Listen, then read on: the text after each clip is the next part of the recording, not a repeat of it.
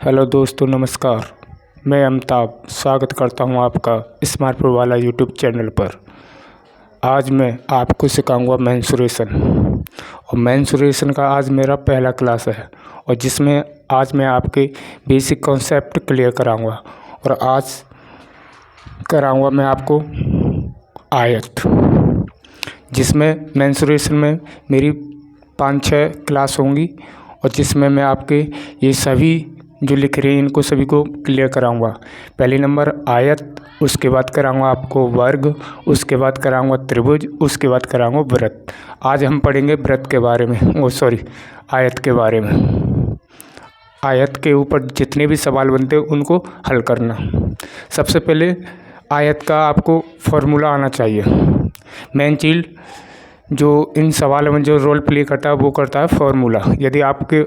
यदि आपको फार्मूला आता है तो आप सवाल आसानी से बना सकते हैं। तो सबसे पहले चलते हैं, फार्मूला समझने की कोशिश करते हैं।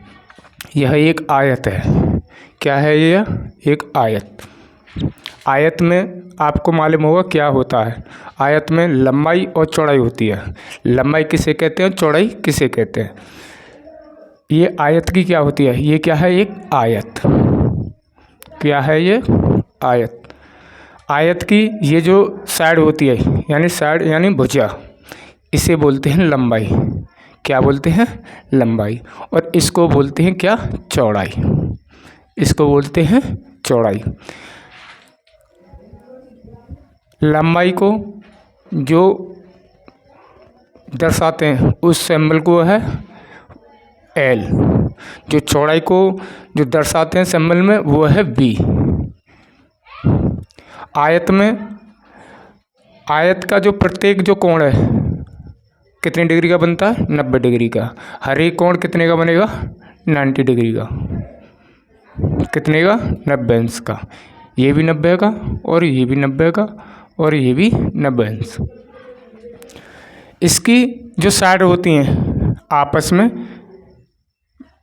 समान रहती हैं। आयत में आमने सामने भुजा कैसी रहती हैं? समान रहती हैं। जैसे कि ये लंबाई यदि 5 है तो ये भी 5 होगी। यदि इसकी भुजा 3 है तो ये भी भुजा 3 होगी। आयत में आमने सामने की भुजा क्या होती हैं? समान होती हैं। और बता दिया मैंने आपको कि प्रत्येक कोण कितनी डिग्री का बनता है? 90 डिग्री का। और नोट, सबसे बड़ी बात कि दो समकोण त्रिभुज से एक आयत बनता है। क्या? दो समकोण त्रिभुजों से एक क्या बनता है? आयत बनता है। इसमें आपको पता होगा कि यहाँ से यहाँ तक जो रेखा खींची जाती है उसे बोलते हैं क्या? विकर्ण।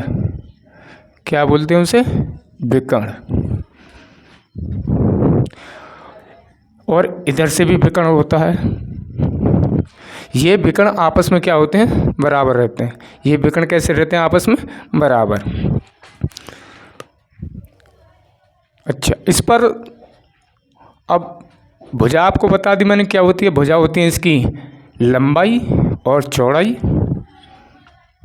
यदि अब मैं बात करूं इनके फॉर्मूले की, फॉर्मूला कैसे रहते हैं। अब मैं बात करता हूं, आपको इनको मिटा देता हूं कि आयत का क्षेत्रफल। आयत का क्षेत्रफल क्या रहता है?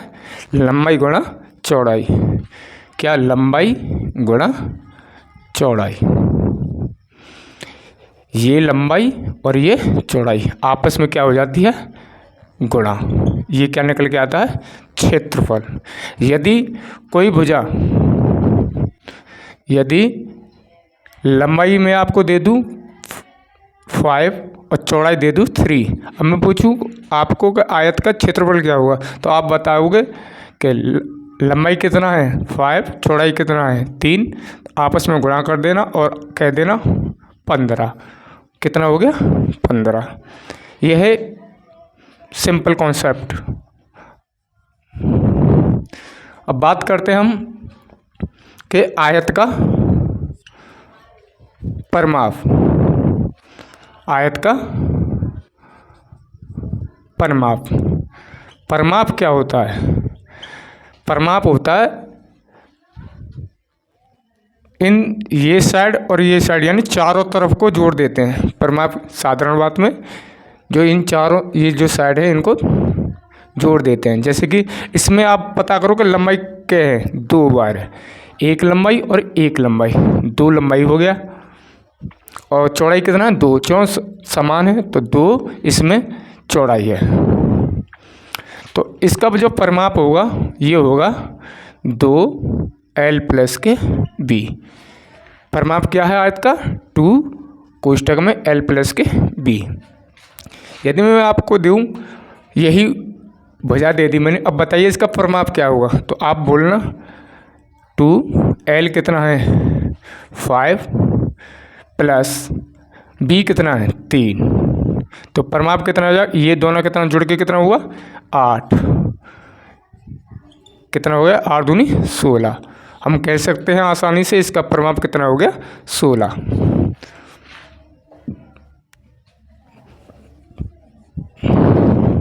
परिमाप क्या था 2l प्लस के b।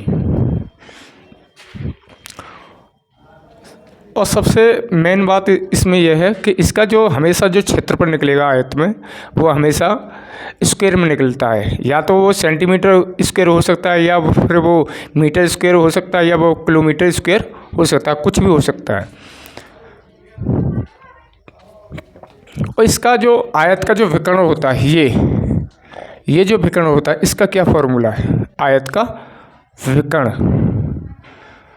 विकर्ण का क्या फॉर्मूला है कि रूट में l स्क्वायर प्लस के b स्क्वायर, रूट में l स्क्वायर प्लस के b स्क्वायर।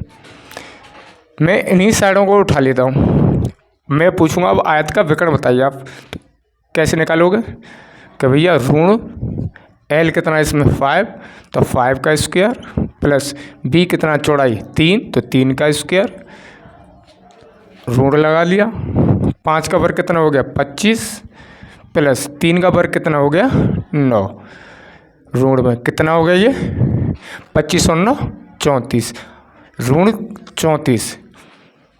ये हो गया इसका आयत का विकर्ण। आशा करता हूँ आपको कुछ समझ में आया होगा, और नहीं आया तो आप ये जो क्वेश्चन है, ये 5 क्वेश्चन है, इनको मैं हल कराऊंगा और थोड़ा कुछ इसमें समझ में आ जाएगा। तो चलते क्वेश्चनों की तरफ।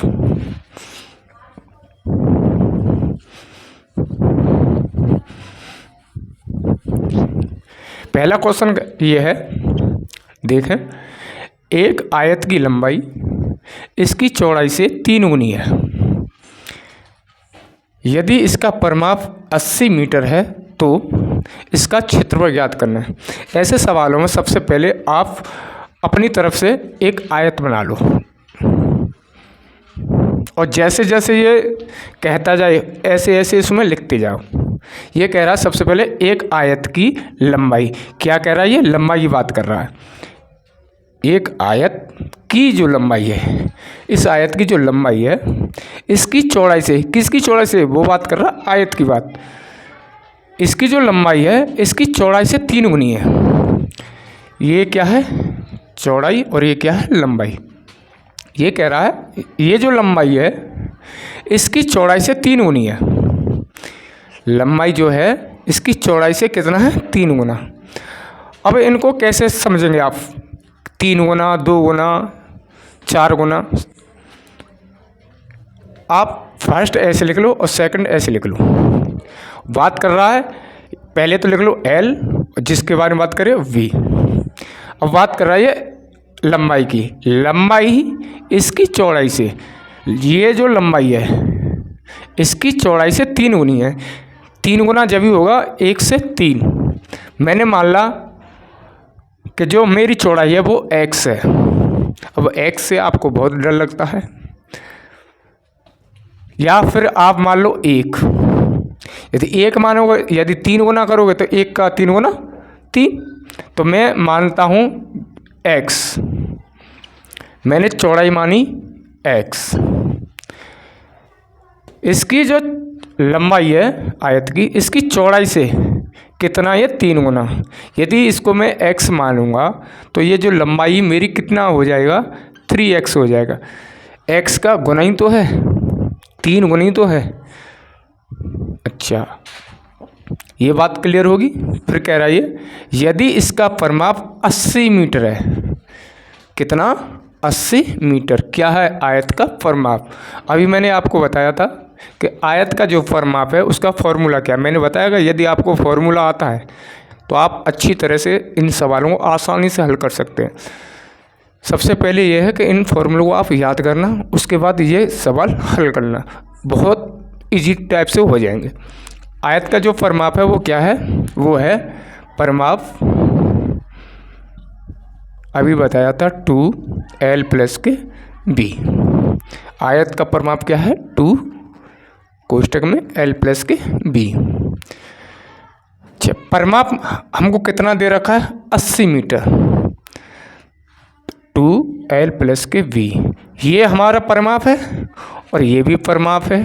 क्या मैं इन दोनों परिमापों को आपस में बराबर कर सकता हूँ? बिल्कुल भैया, मैंने रख दिया 80। क्यों? ये कह रहा है इसका परिमाप 80 मीटर है। इस सवाल के अनुसार तो 80 मीटर है, हमारा फॉर्मूला क्या है? पर ये कह रहा है 2l प्लस के v, तो इसके बराबर इसको रख दो और l प्लस की वैल्यू निकाल लो, उसके बाद उसमें रख दो, क्षेत्रफल निकल जाएगा। आपको पता है ये जो यहाँ है ये होता है हमेशा गुणा में। अब हमको निकालना है हमको इसमें निकालना क्या है? हमको लंबाई चाहिए और चौड़ाई चाहिए। क्षेत्रफल आसानी से निकाल लेंगे। तो सबसे पहले अब क्या करेंगे, इस 2 को इसमें, यदि यहाँ 2 गुणा में है तो दूसरी साइड हमेशा भाग में चली जाएगी। यदि इधर भाग में है, इधर की साइड लेंगे तो वो गुणा में चली जाएगी। अब इधर ये गुणा में, इधर को मुझे ले जाना, तो ये जो अंक है ये किस में चला जाएगा? भाग में, यहाँ से उठ जाएगा। अब इसको काट दो, 2 से कितनी बार कटा? ये 40 बार। तो l प्लस के v बराबर कितना आ गया? 40। ये जो मेरी लंबाई और चौड़ाई जुड़ के कितना है? 40। मेरा जो था, जो मैंने माना था, लंबाई कितना था? 3x और चौड़ाई कितना था? x। जब ये दोनों जुड़ के 40 है तो इन दोनों को जोड़ के मेरा कितना बैठेगा? 3x प्लस के x बराबर 40। जब ये दोनों जोड़ के 40 है रहा है तो मैं इन दोनों जोड़ के इसके बराबर रख सकता हूँ, आराम से रख सकता हूँ, क्योंकि मुझे x की वैल्यू निकालनी है। तो ये 3x और x कितना हो गया? 4x। कभी ये कैसे हो गया समझे? जिस संख्या के आगे ये जो चर पद है इसके सामने हमेशा छपा रहता है 1, और 3 और 1 कितना हो गया? 4, और एक ही सैम्बल है, यानी कि एक ही जाति के लोग हैं, तो आप एक ही निशान रख दीजिए। तो ये कितना हो गया? 4 बराबर 40। अब मुझे ये 4x है, मैं 4 गुणा x ऐसे भी तो लिख सकता हूँ, लिख सकते हैं, बराबर 40। ये जो जिसके पास कुछ चिन्ह नहीं रहता है वो हमेशा संख्या गुणा में रहती है। अब मुझे x का मान निकालना था। इस x को तो यहीं रखूँगा, इस 4 को दूसरी साइड में, यदि यहाँ गुणा में है तो दूसरी तरफ किस में चली जाएगी? भाग में। तो यहाँ कितना आ जाएगा? 4। अब ये 4 से ये 40 कितनी बार गया? 10 बार। मेरी जो x की वैल्यू थी वो निकल के आएगी 10। अब ये मेरा आंसर नहीं है। x की वैल्यू मेरी कितनी है? 10, पर मैंने माना कितना था? यहाँ x। जब x बराबर 10 है तो मैं यहाँ 10 लिख सकता हूँ, आराम से लिख सकता हूँ। जब मेरी चौड़ाई यहाँ 10 होगी, अब मेरी लंबाई कितनी हो जाएगी? जब x की वैल्यू 10 है, यहाँ 3x है, तो यहाँ 3 गुणा के 10, तो ये मेरी कितनी हो जाएगी लंबाई? 30।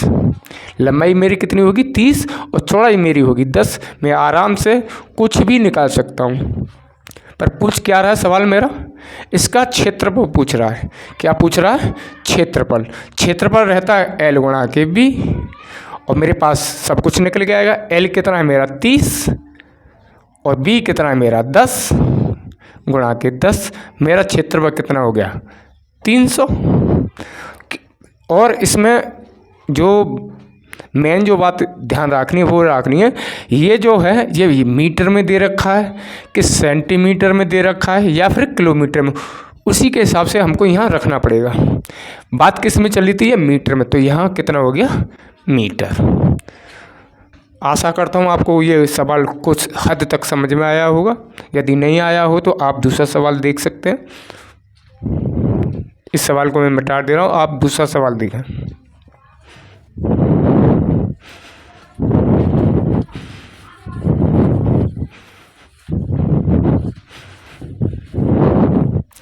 दूसरा सवाल कह रहा है, एक बगीचे की लंबाई। इन सवालों में जिस बच्चे ने लैंग्वेज पकड़ ली, जो कह रहा है उसने सवाल हल कर लिया। सबसे मेन चीज़ है इसकी जो भाषा है, ये कहना क्या चाह रहा है उसको समझें, और बाद बाकी तो काम इस फॉर्मूले का है और कुछ नहीं है। तो सवाल कह रहा है, एक बगीचे की लंबाई व चौड़ाई का अनुपात। अब अनुपात है, ये किसका अनुपात है? लंबाई और चौड़ाई का।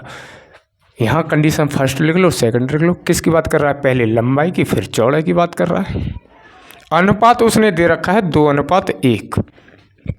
अनुपात क्या है इसका? 2:1 रख दो। अच्छा, जैसे जैसे ये सवाल कहता जा रहा है मैं वैसे वैसे यहाँ लिखता जा रहा हूँ, और इन सवालों में ऐसा ही होता है और कुछ नहीं होता है।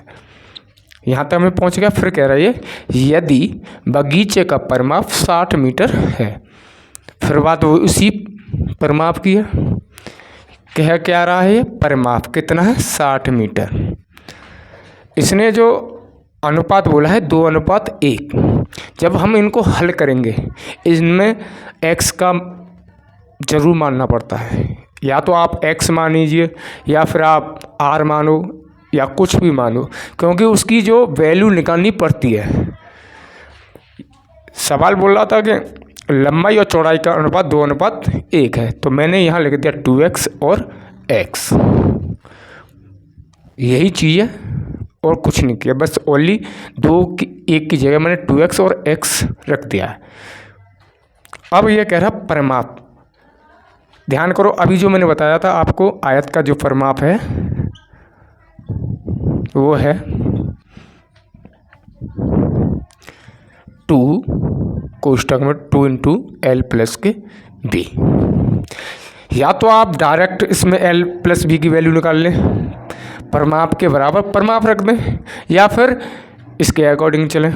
तो मैं पहले इसी के अनुसार मैं वैल्यू निकाल लूँ। ये कह रहा है परिमाप, तो मेरा परिमाप ये है सूत्र। इसका परिमाप कितना है? 60 मीटर। इसके बराबर में 60 लिख दूंगा। इन मीटर को यहाँ नहीं लिखना, ये एंड में लिखना पड़ता है कि ये किस में पूछ रहा है, सेंटीमीटर में या मीटर में। इसका विशेष कर ध्यान रखना। अब L + B बराबर कितना हो जाएगा? मैंने पहले बताया था, यदि ये गुणाम है तो दूसरी 60 किस में चला जाएगा? भाग में। बराबर 60, ये 2 काम में चले जाएगा भाग में। अब कितना हो जाएगा? L + B बराबर हो जाएगा 2 से कितनी बार गया? 30 बार। मेरा जो मान निकल के आया है वो L + B बराबर कितना है? 30। अब यहाँ इसको देखें आप, ये क्या कह रहा है? L कितना है यहाँ? 2x, और B कितना है? x। ये L + B जुड़ के तो ये, अब ये इन दोनों को मैं जोड़ दूँ और इसके बराबर इसको रख दूँ, कोई दिक्कत कुछ नहीं, क्योंकि ये दोनों जुड़ के तो है इतना, और ये दोनों जुड़ के इतना है, तो ये इसके बराबर हो जाएगा और ये इसके बराबर हो गया। अब मैं आसानी से x की वैल्यू निकाल सकता हूँ। 2x और x कितना हो गया? अभी जो बताया था मैंने, 3x हो गया, बराबर 30। अब x की वैल्यू निकालनी है तो 30 बट्टा ये गुणा में इधर की साइड में चला जाए तो भाग में हो जाएगा। 3 से कितनी बार कट गया? 10 बार। तो x की वैल्यू कितनी होगी? 10। x की वैल्यू कितनी होगी? 10। आपको जो दिक्कत आ रही होगी x में, वो कहाँ पर आ रही होगी? यहाँ पर, जोड़ने में घटाने में कुछ नहीं है इसमें। ये जो 2x है कि ये तो 2x है और ये x, ये 3x कैसे हो गया? हमेशा इसके सामने एक छुपा रहता है, उसको हम लिखते नहीं हैं कभी भी। जो बीजी अक्षर में x के पास हमेशा एक छुपा रहता है, वो हमेशा गुणा में रहता है, उसको हम कभी लिखते नहीं हैं। पहले क्या होता है इनमें, पहले अंकों की अंकों जोड़ते हैं और ये जो शैमिल एक जैसे हैं उसको एक लिख देते हैं। 2 और 1 कितना हो गया 3, एक जैसे हैं एक लिख दिया 3x हो गया। या डायरेक्ट 2x और 1x कितना हो गया 3x, बच्चा बच्चा जानता है। अब मेरे पास x की वैल्यू कितनी होगी 10। पूछ क्या रहा है ये, इसका भी क्षेत्रफल निकालने वाला है।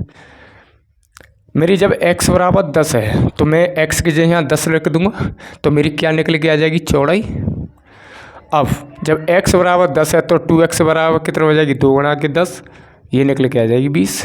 भैया b की वैल्यू भी निकलेगी और l की भी वैल्यू निकलेगी, तो आसानी से आप क्षेत्रफल निकाल सकते हैं। और क्षेत्रफल का क्या सूत्र आयत का क्षेत्रफल का सूत्र है लंबाई गुणा के चौड़ाई। आपके पास L भी है और B भी है, निकाल दो। 20 गुणा के 10 कितना हो गया क्षेत्रफल 200। अब ये चेक करो, ये पूछ किस में रहा है, मीटर में बात चल रही है, किस में मीटर में, तो आप मीटर स्क्वायर आएगा। मैंने पहले बताया था हमेशा क्षेत्रफल स्क्वायर में निकलता है, या तो वो मीटर स्क्वायर हो सकता है या वो सेंटीमीटर स्क्वायर हो सकता है या वो किलोमीटर स्क्वायर हो सकता है। ये जो सवाल था ये पहले ही जैसा है, कुछ भी नहीं है, खाली मैंने 2 बार इसलिए लिखा कि आपको कुछ हद तक समझ में आई। आशा करता हूँ कुछ और समझ में आया होगा, यदि नहीं आया हो और तीसरा सवाल देखें।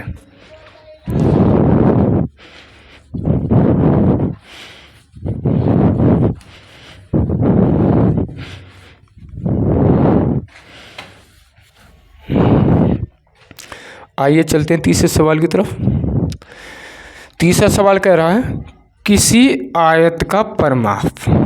मैंने पहले ही बताया था आपको, इन सवालों में कुछ भी नहीं है जो आप डरते हैं। मेन चीज़ है इसकी भाषा को पकड़ना। जैसे जैसे ये कहता जाए आप वैसे वैसे करते जाएं। ये कह रहा है किसी आयत का परिमाप। क्या कह रहा है, किसी आयत का परिमाप। आयत की बात चले, पहले आयत बना लो सीखने के लिए।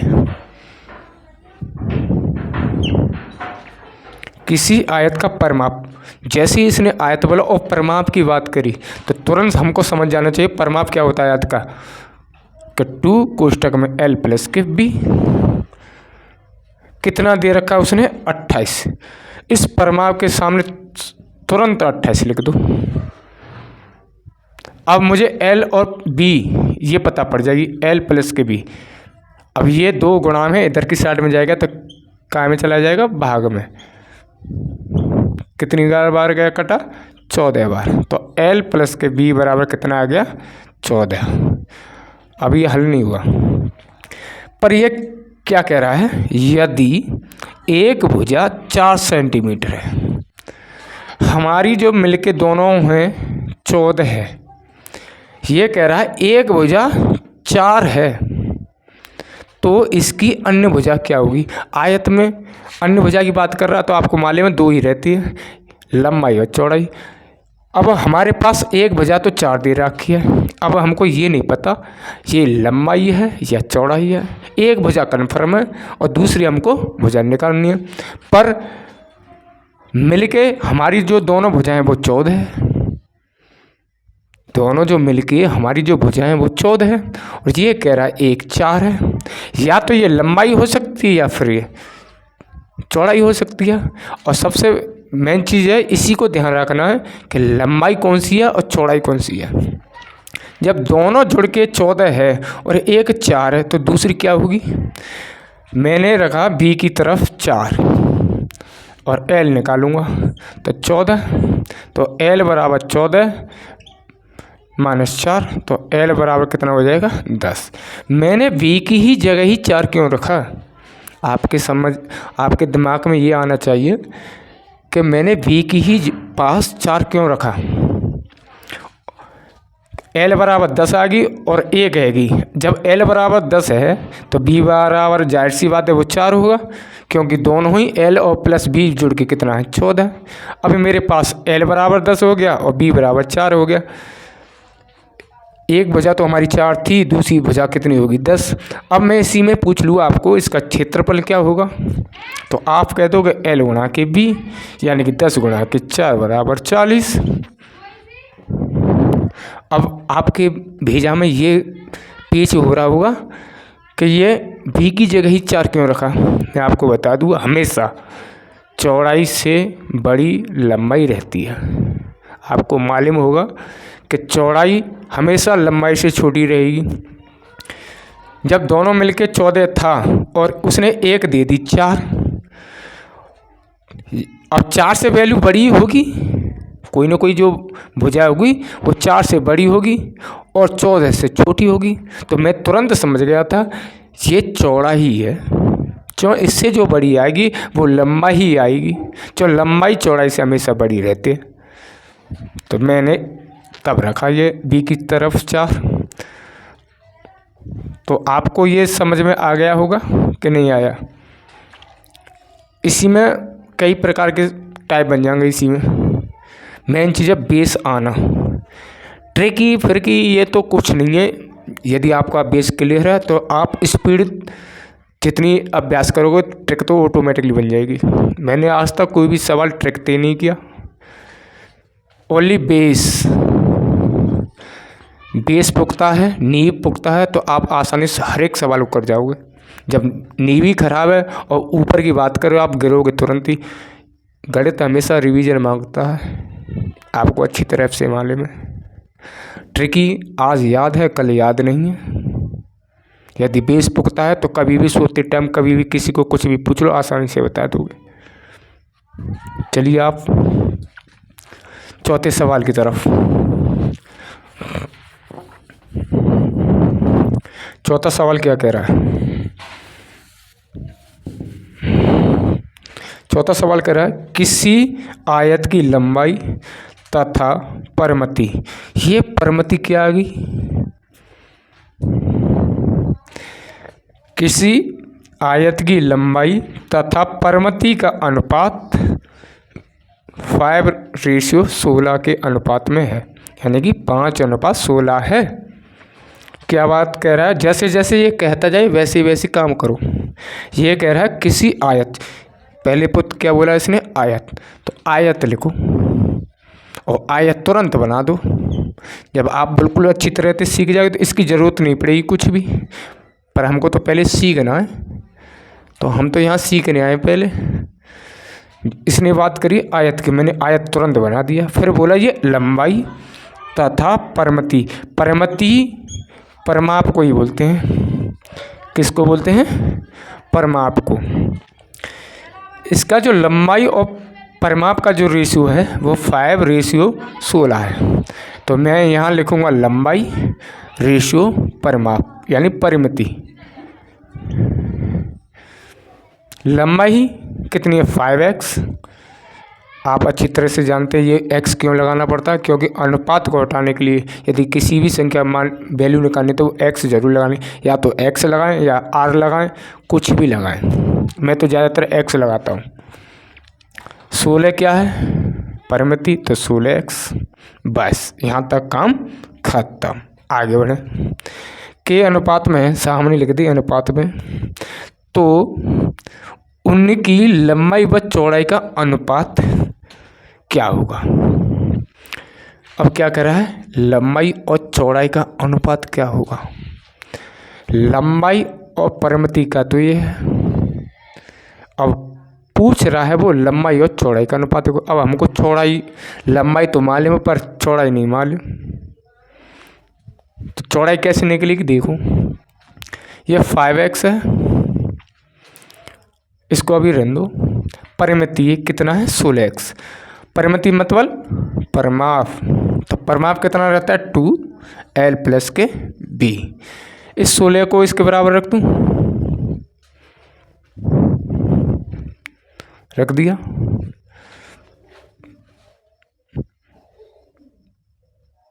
अब l + b कितना हो जाएगा 8 हो जाएगा, हो जाएगा। जब दोनों जुड़ के 8 है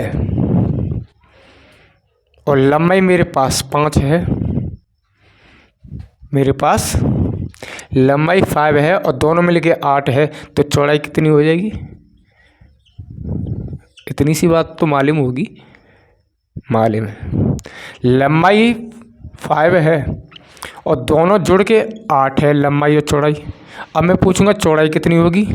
8 में से 5 निकाल दो, 3 बचेगा, जो वही क्या होगा? चौड़ाई होगा। अब पूछ क्या रहा है वो? लंबाई और चौड़ाई का रेशियो, लंबाई और चौड़ाई का अनुपात पूछ रहा है। तो लंबाई मेरे पास ऑलरेडी है पहले से, कितना है? 5। चौड़ाई कितना है? 3। अब रेशियो पूछा है, अब एक्स की जरूरत नहीं। क्यों? जब अनुपात को हटाना पड़ेगा तब एक्स का सहारा लेंगे, और अनुपात को बनाना पड़ेगा, एक्स को गायब कर दो। अनुपात कितना बन गया आपका? 5:3। कुछ समझ में आया होगा अब तक। चलते हैं 5वें सवाल की तरफ।